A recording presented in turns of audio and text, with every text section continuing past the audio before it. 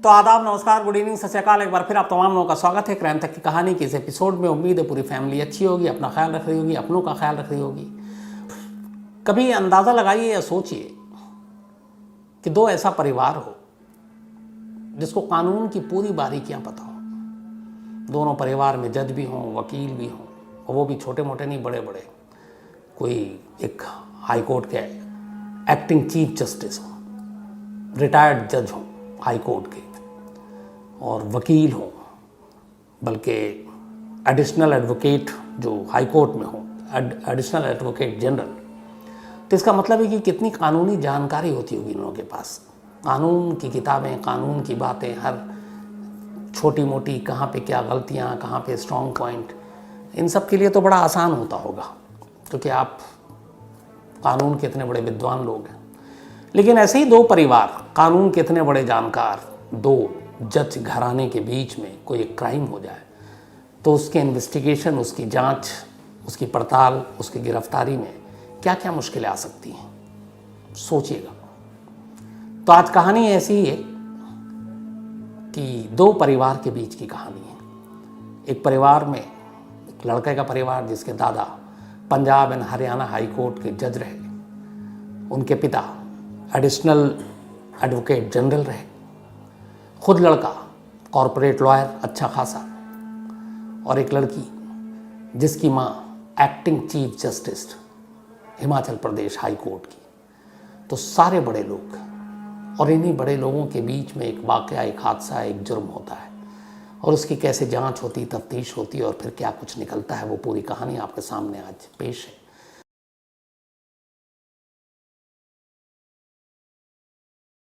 अब आते हैं आज की सीधे कहानी के ऊपर।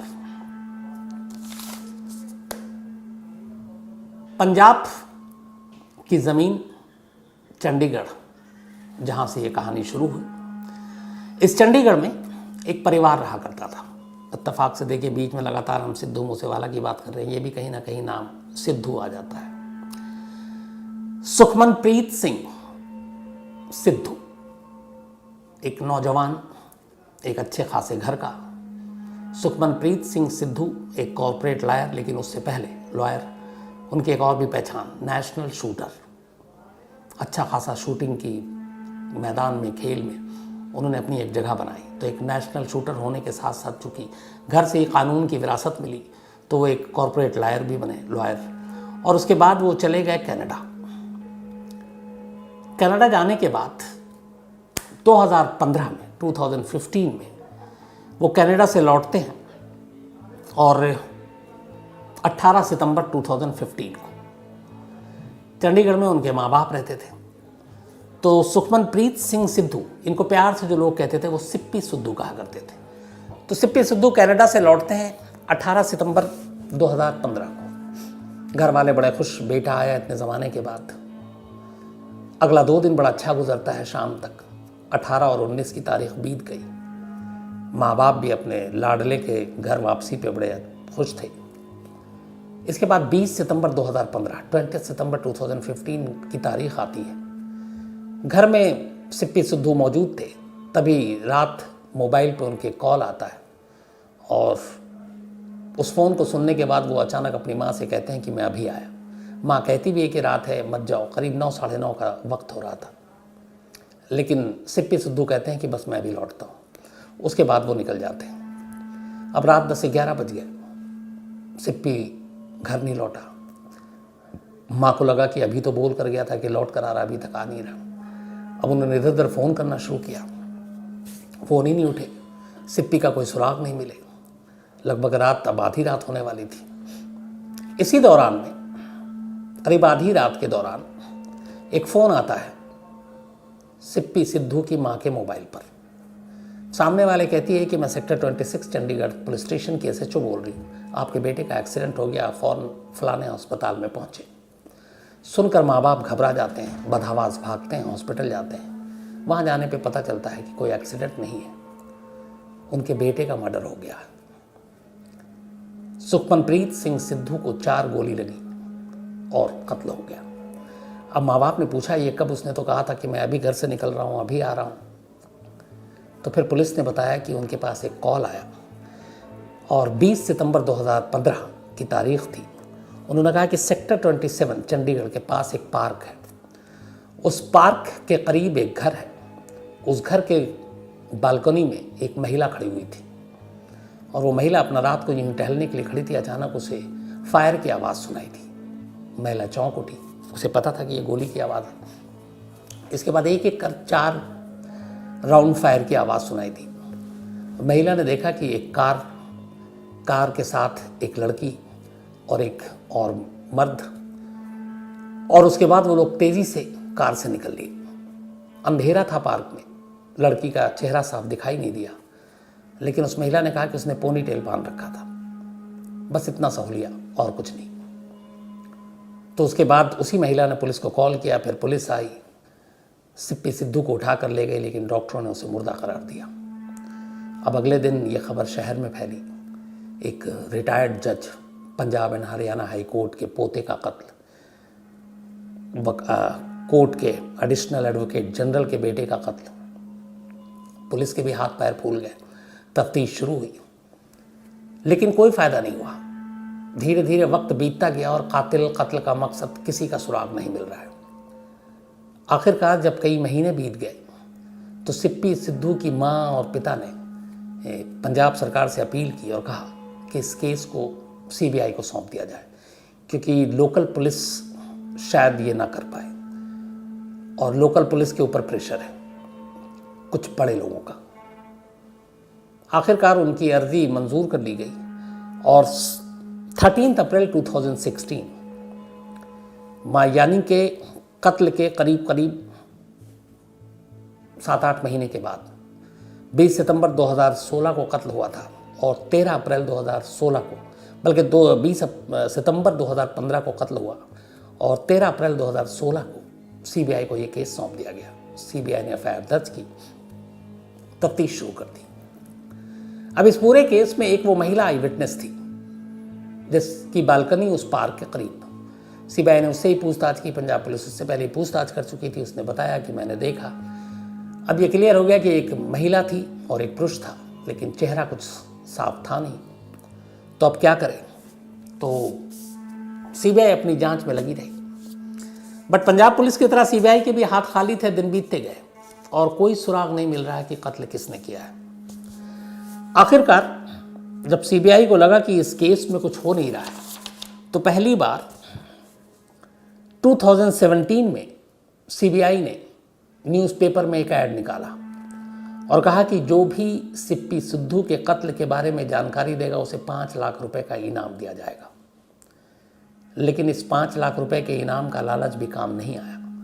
इस केस से जुड़ा कोई भी चश्मदीद बाकी सामने नहीं आया, ना कोई और जानकारी दे।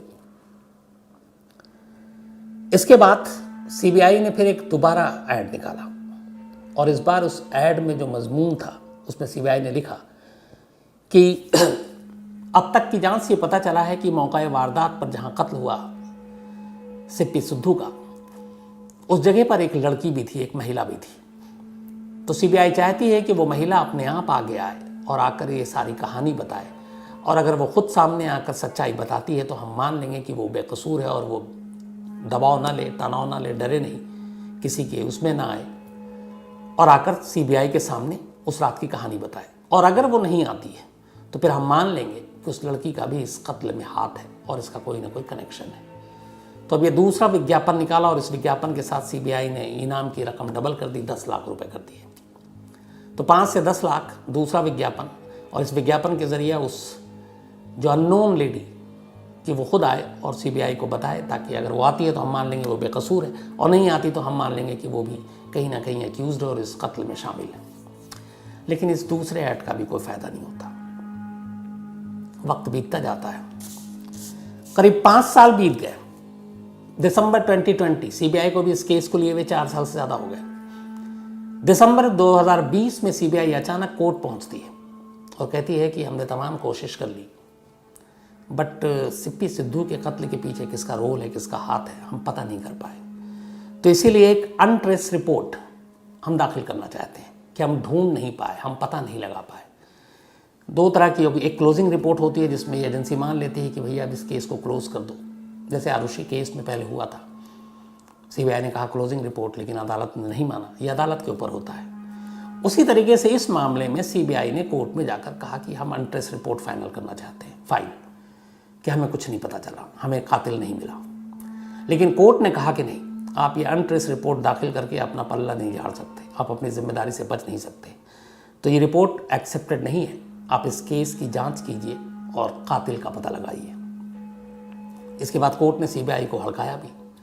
अब सीबीआई को जब हड़काया गया तो सीबीआई को लगा कि मामला गड़बड़ है। उन्होंने कहा चलो फिर से इसकी जांच करते हैं। जांच चलती रही। जब सारी जांच हो गई, फैमिली से बातचीत हो गई, तो चाहे वो पंजाब पुलिस हो, जब पंजाब पुलिस ने शुरुआत में जांच की थी उस वक्त मिस्टर आरपी उपाध्याय हुआ करते थे, जो inspector general of police, IGP थे चंडीगढ़ के, और सुखचैन सिंह गिल ये एसएसपी हुआ करते थे चंडीगढ़ के। इन लोगों के ज़माने में केस हुआ, तमाम लोगों से पूछताछ हुई, सीबीआई के हाथ खाली, अनट्रेस रिपोर्ट भी दाखिल कर दी, लेकिन कोर्ट ने हड़काया, बोला कि आपका काम है, आप पता करो। वक्त बीतता गया, सीबीआई के हाथ अब भी खाली अनट्रेस के बाद। लेकिन क्या हुआ कि इस पूरी पूछताछ के दौरान बार बार सिप्पी सिद्धू की माँ वो एक नाम लेती थी। उन्होंने कहा कि मेरे बेटे के इस कत्ल के पीछे शामिल है कि नहीं, लेकिन मुझे लगता है कुछ ना कुछ उसे जानकारी है, वो जानती है। तो पूछा गया वो कौन है, तो उन्होंने कहा कि हमने कई बार पंजाब पुलिस को भी नाम बताया, चंडीगढ़ पुलिस को। उसका नाम है कल्याणी सिंह, करीब 36 साल उम्र। और कल्याणी सिंह हिमाचल प्रदेश के हाई कोर्ट की जो एक्टिंग चीफ जस्टिस है उनकी बेटी है, सबीना सिंह। तो acting chief justice of Himachal Pradesh high court की बेटी कल्याणी। अब उन्होंने कहा कि हमने ये चंडीगढ़ पुलिस को ही बताया, लेकिन जैसे ही पुलिस ने नाम सुना कि भैया ये तो जज जो अभी सर्विंग और अब तो एक्टिंग चीफ जस्टिस है, अब उनकी बेटी का नाम ले रही, ऐसे कैसे जाकर उठा लें, ऐसे कैसे पूछताछ कर लें। यहीं पे जो मैंने आपसे शुरू में कहा था कि अगर दो कानून के घराने टकरा जाए और जिस घर में तमाम लोग कानून के धुरंधर हों, जानकार हों, जज हों, वकील हों, तो फिर किसी केस का हश्र कैसे क्या हो सकता है। आम लोगों से ये अलग चीज़ होती है। वहाँ पे पुलिस भी, चाहे वो आईपीएस हो, बहुत कदम फूंक फूंक कर रखती है। उसे मालूम है कि अगर उसने एक गलत उठा लिया, एक गलत सवाल कर लिया, एक गलत केस फाइल कर दी, तो फिर उसके बैंड बज जाएंगे, क्योंकि पहुँचना तो अदालतों में ही है और अदालत से ही कनेक्शन है मामला रिश्ते का। तो उस वक्त जब सीबीआई को ये सारी चीज़ें पता चली तो चंडीगढ़ पुलिस की तो हिम्मत नहीं हुई कि एक एक्टिंग चीफ जस्टिस की बेटी को उठाया, बुलाकर पूछताछ करे। लेकिन सिप्पी सिद्धू के भाई ने बाद में कहा कि उन्हें मालूम था और उन्होंने कई बार नाम लिया, बल्कि उन्होंने ये भी इल्ज़ाम लगाया था कि सिर्फ कल्याणी सिंह नहीं बल्कि उनका परिवार भी उनके भाई के कत्ल में शामिल है। लेकिन उस वक्त सिप्पी सिद्धू के भाई ने बाकायदा रिकॉर्ड पे एक इंटरव्यू में कहा था कि पुलिस वालों ने हाथ जोड़ लिए थे हमारे सामने और ये कहा था कि यार चीफ जस्टिस की बेटी का मामला है, देखो हम ना पूछताछ करेंगे ना हम बुलाएंगे, कहीं ऊंच नीच हो गई तो हमारी तो गई। तो जितने भी वो अपने संपर्क थे, क्योंकि सिप्पी सिद्धू का परिवार भी कोई छोटा मोटा परिवार नहीं, जिस परिवार में जज रहे हो, हाई कोर्ट के वकील, एडिशनल आपके एडवोकेट जनरल हों, खुद जिसकी मौत हुई वो एक कानून का धुरंधर, तो उसको भी हल्के में नहीं ले सकते। लेकिन यहाँ मामला दूसरा था, तो चंडीगढ़ पुलिस ने हाथ पैर जोड़ लिए। उन्होंने कहा कि हम ये सब नहीं कर सकते। अब सीबीआई के सामने भी फिर वही चीज़ घूम कर आ गई, कल्याणी सिंह का नाम आया। अब सामने एक्टिंग चीफ जस्टिस की बेटी, इधर देश की सबसे प्रीमियम और बड़ी जांच एजेंसी सीबीआई, क्या करे। सीबीआई ने कहा चलो कोर्ट से तो हमें डांट पड़ गई है तो अब काम ही करते हैं। इसके बाद सीबीआई ने फिर से अपनी जांच शुरू की। एक एक सबूत जो चंडीगढ़ पुलिस ने शुरू में उठाए, फिर सीबीआई ने तैनात किए, उनमें से कड़ियां जोड़ने की कोशिश शुरू की। दो चीज़ें पुलिस को मिली, सीबीआई को। एक मौका वारदात से एक आईफोन मिला था, पता चला वो आईफोन इसी सिप्पी सिद्धू का है। उस आईफोन में उस वक्त बहुत सारी चीज़ें थी जिसको नज़रअंदाज कर दिया गया। इसके बाद सीबीआई ने सिप्पी सिद्धू के लैपटॉप को अपने कब्जे में लिया, उनमें से भी बहुत सारी चीज़ें मिली। अब उन सारी चीज़ों को देखकर सीबीआई को लगा कि शक बेवजह नहीं है सिप्पी सिद्धू के घर वालों का कल्याणी सिंह को लेकर, क्योंकि मोबाइल में कुछ ऐसे राज थे और लैपटॉप में कुछ ऐसे राज थे जो सीधे इशारा कर रहे थे। और फिर यह भी पता चला कि जिस रात सिप्पी सिद्धू अपने घर से सेक्टर 27 चंडीगढ़ पार्क पहुंचा और उसके पास जो एक कॉल आया था, वो कॉल एक अनजान शख्स के नंबर का था जिसको कोई नहीं जानता था, लेकिन उस कॉल को ट्रेस किया गया तो पता चला कि वो शख्स है कौन। वो एक मेहंदी आर्टिस्ट था जो मेहंदियाँ लगाता है, और उसी के फ़ोन से कॉल किया गया था। तो जब उसको ट्रेस किया गया तो पता चला कि ये कॉल, उसने बयान दिया, कल्याणी सिंह ने किया था। दूसरा जो मोबाइल आईफोन मिला मौका वारदात से, वो पता चला था कि एक दूसरे को दोनों ने ही गिफ्ट किया था, मतलब सिप्पी सिद्धू और कल्याणी सिंह ने। तो ये कनेक्शन जुड़ रहा था।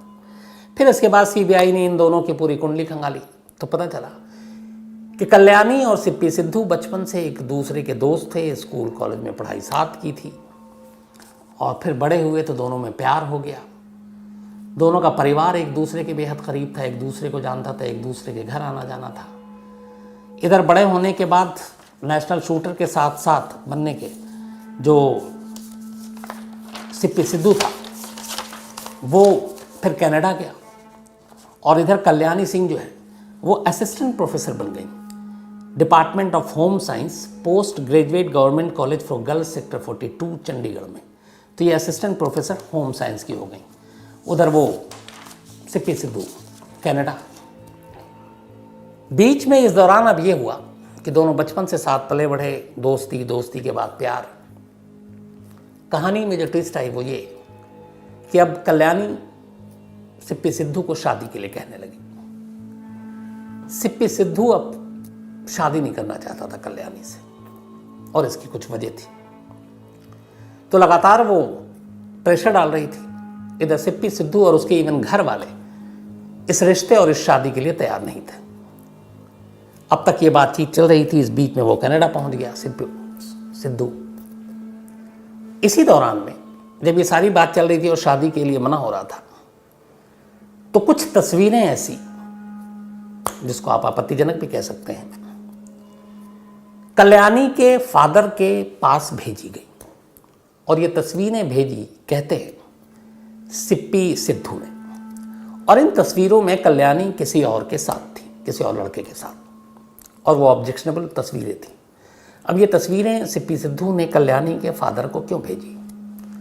तो कहते हैं उसकी वजह ये थी कि कल्याणी लगातार शादी के लिए दबाव डाल रही थी, और सिप्पी सिद्धू भी कल्याणी से शादी करना चाहता था क्योंकि दोनों के रिश्ते अच्छे थे। लेकिन फिर ये पता चला कि सिप्पी सिद्धू के कनाडा जाने के बाद कल्याणी किसी और के साथ रिलेशन में आ गई, और उसकी वो कुछ तस्वीरें कहीं से सिप्पी सिद्धू के हाथ तक पहुंची। और इन तस्वीरों को देखने के बाद उसे लगा कि फिर अगर ज़िंदगी में कोई और है तो फिर मैं क्यों शादी करूं। इसी के बाद सिप्पी सिद्धू जो है वो कल्याणी से शादी करने के मामले में पीछे आ गया और उसने मना कर दिया। इधर शादी से इनकार, दूसरी तरफ उसकी पर्सनल और प्राइवेट तस्वीरें उसके घर में। उन तस्वीरों की वजह से घर में बड़ी शर्मिंदगी हुई। एक अच्छा परिवार जिस घर में कानून के जानकार विद्वान लोग रह रहे हैं, हाई प्रोफाइल फैमिली है, और उसमें उनकी बेटी की ऐसी तस्वीरें, तो बड़ी शर्मिंदगी और अजीब सी सिचुएशन थी। तो उससे बड़ी बदनामी और बेइज्जती भी हुई।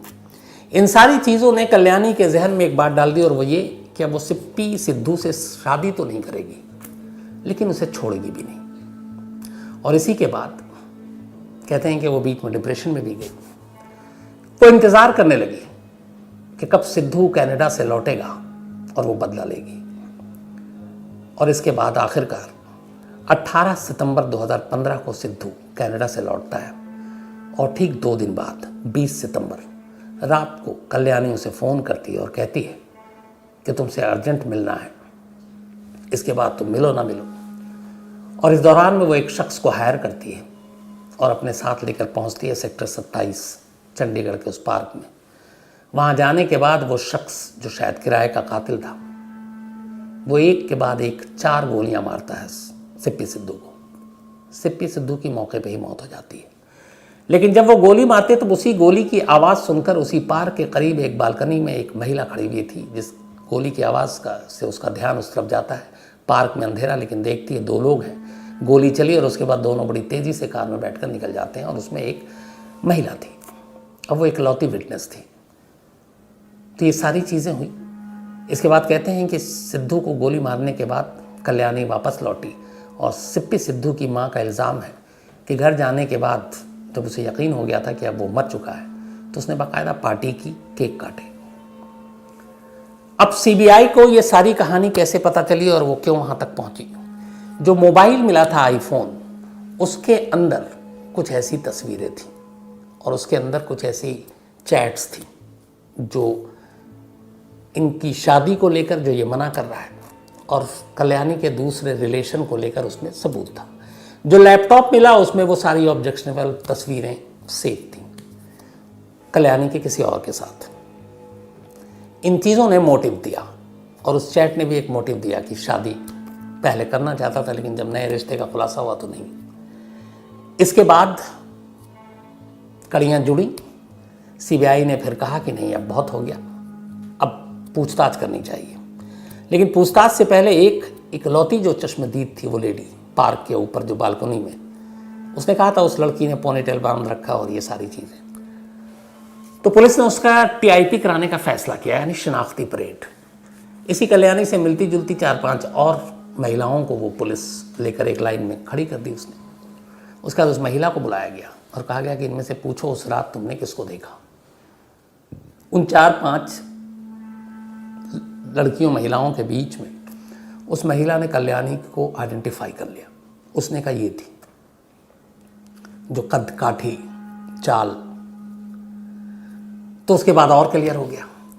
इसके बाद फिर सीबीआई ने कल्याणी को बुलाकर पूछताछ की और पूछताछ करने के बाद 1 हफ्ता पहले 15 जून 2022 को आखिरकार कल्याणी सिंह को गिरफ्तार कर लिया सिप्पी सिद्धू के कत्ल के इल्ज़ाम में। तो 2015 में कत्ल हुआ, 7 साल के बाद आखिरकार ये केस खुला और सीबीआई ने इस सिप्पी सिद्धू के कत्ल के लिए हिमाचल प्रदेश की एक्टिंग चीफ जस्टिस की बेटी कल्याणी सिंह को गिरफ्तार कर लिया। और मोटिव यही कि सिद्धू ने शादी करने से इनकार कर दिया क्योंकि उसकी ज़िंदगी में कोई और आ गया था और उसकी ऑब्जेक्शनेबल तस्वीरें सिद्धू ने उसके पिता को भेजी, इसलिए उसे गुस्सा आया और उसने कहा कि वो बदला लेगी। गिरफ्तार करने के बाद 15 जून को सीबीआई ने अदालत से रिमांड लिया। रिमांड लेने के बाद उससे पूछताछ की और जो शुरुआती आई कि पूछताछ के बाद अब उसे 7 या 5 शायद 5 या 6 दिन उसको रखा गया।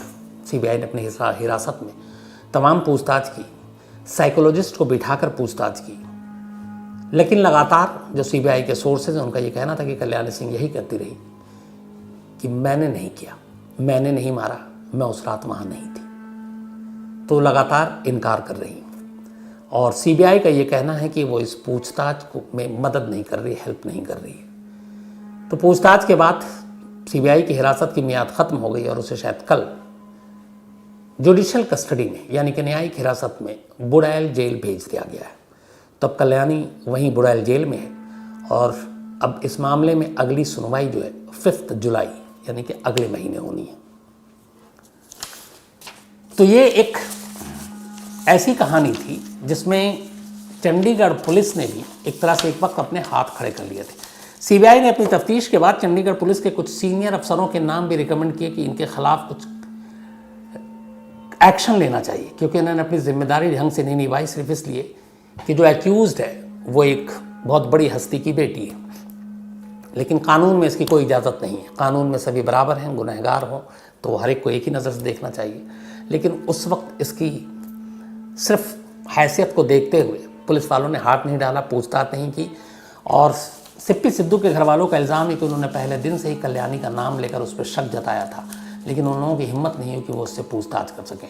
और इसीलिए उन्होंने आखिर में जब लगा कि ये हो नहीं सकता तो फिर वो उस वक्त के लॉ मिनिस्टर, होम मिनिस्टर से मिले, उनकी माँ मिली और फिर उसके बाद इस मामले को सीबीआई को ट्रांसफ़र करने की अर्ज़ी दी और आखिरकार चंडीगढ़ एडमिनिस्ट्रेशन ने उनकी इस अर्ज़ी को होम मिनिस्ट्री को भेज दिया, जिसके बाद इस मामले की सुनवाई सीबीआई ने की। लेकिन सीबीआई भी 5 साल तक लगभग हाथ खाली, इवन जो है कि वो अनट्रेसेबल की रिपोर्ट भी दाखिल कर दी। लेकिन उसके बाद फिर 2 साल के अंदर अंदर आखिरकार सीबीआई ने इस केस को सॉल्व कर दिया। अब मामला कोर्ट में है, लेकिन अगर मुझसे आप पूछें तो केस पूरी तरह अभी भी सॉल्व नहीं हुआ। उसकी वजह यह है कि अब अदालत में सीबीआई इन सारी कहानियों को लेकर कितने पुख्ता सबूत रखती है, ये देखना होगा।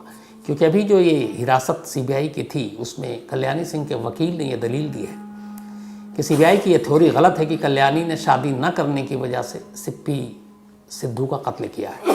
ये कोई मोटिव ही नहीं है। क्यों? उन्होंने कहा कि कल्याणी नहीं, बल्कि खुद सिप्पी सिद्धू शादी करने के लिए कल्याणी के पीछे पड़ा था। तो यहाँ कहानी पलट जाती है। और उन्होंने इस सिलसिले में कुछ ईमेल भी रखे हैं सबूत के तौर पर कि सिद्धू असल में शादी करने के लिए पीछे पड़ा था। तो अभी अदालत में बड़ा दिलचस्प होगा ये मुकदमा, इसलिए कि दोनों परिवार कानून के धुरंधर हैं। दोनों के पास एक से एक वकील, खुद घर में कानूनी दिमाग, जहन। तो जब ऐसे लोग आपस में कोर्ट में टकराते हैं तो वो केस बड़ा दिलचस्प हो जाता है। तो मुझे लगता है कि जब ये ट्रायल पे जाएगा ये पूरा केस, वो ट्रायल बड़ा दिलचस्प होगा। और मेरी पूरी कोशिश होगी कि उस कुछ ट्रायल को मैं जाकर अपनी खुद देखूं और सुनूं और फिर आप तक वो पहुंचाऊं। क्योंकि ज़िंदगी में कुछ ऐसे ट्रायल होते हैं वो सचमुच बहुत दिलचस्प होते हैं। वहाँ आपको सीखने को भी मिलता है। क्रॉस एग्जामिनेशन से लेके एक दूसरे को कैसे आप काटते हैं कानूनी तरीके से, वो जानना अपने आप में बड़ा एक तरह से इंटरेस्टिंग होता है। तो मेरी नज़र में अभी ये केस ख़त्म नहीं हुआ है। ये केस किसी भी मोड़ पर जा सकता है, इसका कोई भी क्लाइमेक्स आ सकता है। क्योंकि बात जज और वकील के घरों का है, वो भी बड़े बड़े। तो ये थी पूरी कहानी। अब कहानी